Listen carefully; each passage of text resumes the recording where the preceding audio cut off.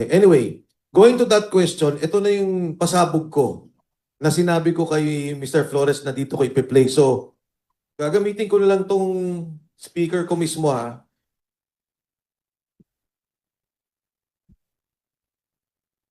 Ready tayo kay Secretary Mike Defensor.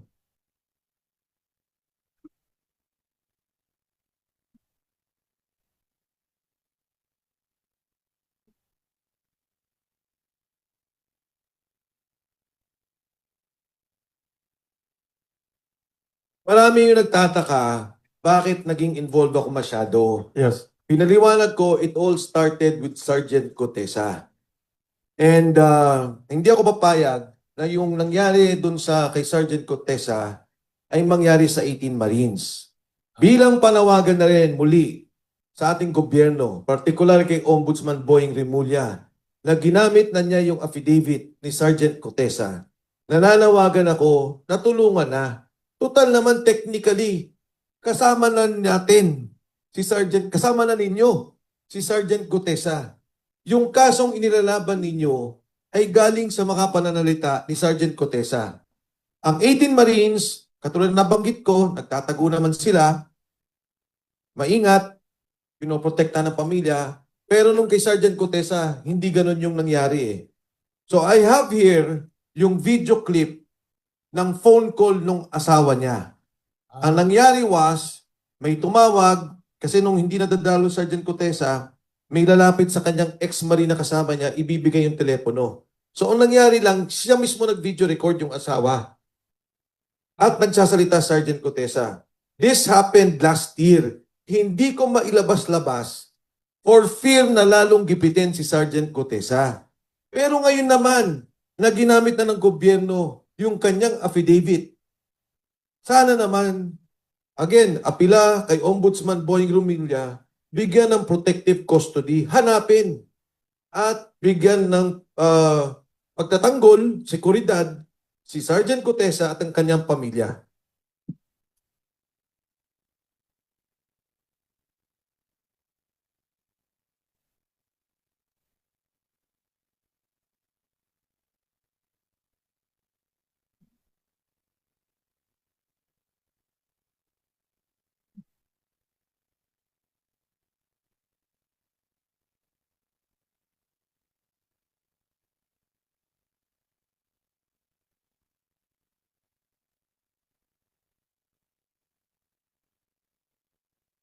Yes, Sis Larissa.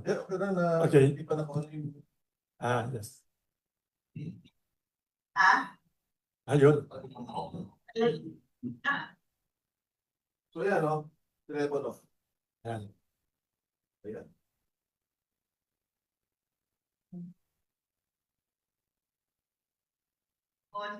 Lumilipat pa.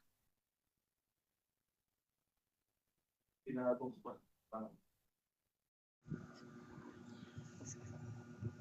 Cellphone. Lumilipat ba? Hello? Inaanto ka na? Matulog ka na? Ano yan? Nandiyan ka sa kwarto? Ha? Yung may nabo. Lakas-lakas ang boses. Nagingi. Tumawag si kuya. Kinukumusta ka? Ulitin mo daw yung sinabi mo kanina na yung binibidyohan ka para may record. May record kami, i-record namin. An? Yung tungkol dun sa affidavit na sino ba may gawa nun? Ikaw o sila? Sila. Ina-record na wala. Sabi-sabihin? O sabihin mo ko lang ano nangyari doon para may record namin. Yun nga. Binidyoan ako ng nakaraang araw. Tapos binasa ko yung statement na may mga sinigit sila na hindi naman totoo. Na hindi na si Maclean na pati si Defensor. Na sinabi nila doon sa statement na pinangakuan ako ng pera babayaran ako. At sinabi pa doon na hindi pa siya, wala akong alam doon sa delivery doon sa bahay ni Romartes. Mm. Yun lang ang nakalagay doon, ayaw ko dapat pirmahan. At hindi naman ako gumawa ng statement na yun, sila naman. Yun lang ang pinirmahan mo. Yun Yun lang. lang, yun lang yung nasingit doon sa ano ko. Saan ba yan? Sa pinakahuli? Hindi, nasa ano yun, parang Gitna? 9 sa 12 yung kita ko doon, tapos may upang 24 number. Ba't ang haba naman? Sila gumawa eh. Pero yung affidavit mo nung una, nandun pa yon. Wala yun, ibang version yun. Bago na yung Ay, ginawa. may ginawang panibagong affidavit para basahin mo. No, pinangako naman sa'yo nung una, nung pinirmahan mo, hindi na ilalabas yun. Sabi nila, hindi lalabas. Bakit ka pa nila pinabasa? Anong sense nun? Hindi ko alam kung ano. Idadalhin daw sa korte para mawala na yung kaso ko. Mm. Yun yung sabi. Nung ayaw mong basahin, anong ginagawa nila sa'yo? Pinipilit akong basahin ko eh. Kaya wala ko magawa.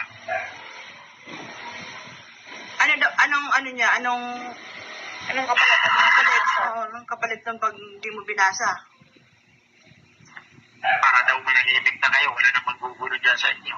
Wala naman ang gugulo sa amin, Han, Kaya nga, sa totoo lang, Han, wala nang gugulo sa amin. Sila lang ang nanggugulo sa amin. Sila ang gumagawa ng ng paraan para manggulo. Sila nananakot sa amin eh. kaya sabi ko sa iyo pag nakaraan, gusto ko nang gulong-gulo na yung utak ko eh. Hindi na ako makatulog. Mag-ano ka muna, bago ka matulog, minom ka muna ng marigang na tubig. Para ma-relax yung muscle mo. Anak. Pag sinabihan ka na palabasin ka dyan, mag-text ka sa akin ha.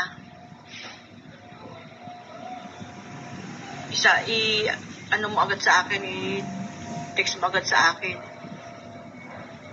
Kung sakali man, pabantayin mo lang sila doon kung may hearing ng korte, pabantayin mo na lang sila sa city. Mabantay talaga sila doon. May isa sa loob, may isa sa labas. Tatlo yan, tatlo daw. Kasi pag pinalabas ka, may contact na kami doon sa loob, doon ka na lang muna sa loob.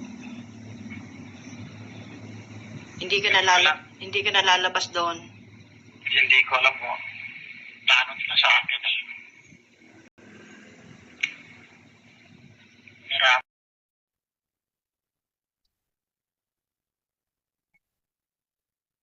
Telepon. The secretary was recorded last year pa po. Last year. And that was the last conversation of the wife to Sergeant Gutesa. Kasi nag-worry ako sa kanya, hindi ko siya nakikita. Nag-worry ako, hindi ko nakikita. So, sabi nung isang kasama, I think kaya sinabi, di ba, nung si Kuya, kung pwede record ninyo. And confidentially, na-send sa akin. Sinend niya siguro dun sa isang kasama niyang ex-marine, o parang sinasabi na ito, buhay naman. Except, kung napansin nyo, ang sinabi niya, di ba, hindi ko lang kung palalabasin ako. Pag pinalabas ako, paalalayan niyo ako. Yun yung Senate hearing dapat na hindi natuloy. Na kung palalabasin ako, sabi, sige, may contact na kami sa loob and hindi ka namin papalabasin na. The plan then was, pag pinalabas siya, hihilahin namin siya sa office ni Senator Marcoleta. Isi-secure na muna namin siya. That was the plan then. Pero yun nga nangyari, hindi lumabas. Hindi siya napalabas. So, diba yung sinabi doon, number one, hindi ba ang affidavit, at ang sinasabi na bayaran ka ni Marcoleta at ni Defensor. And that number 2, wala kang delivery sa bahay ni Martin Romualdez. Kaya ito yung panawagan ko ngayon. For the longest time na nahimik ako, tinitiis ko yan kung ano yung ginawa nila kay Gutesa. Pero ngayon naman, ginamit na ninyo sa kaso.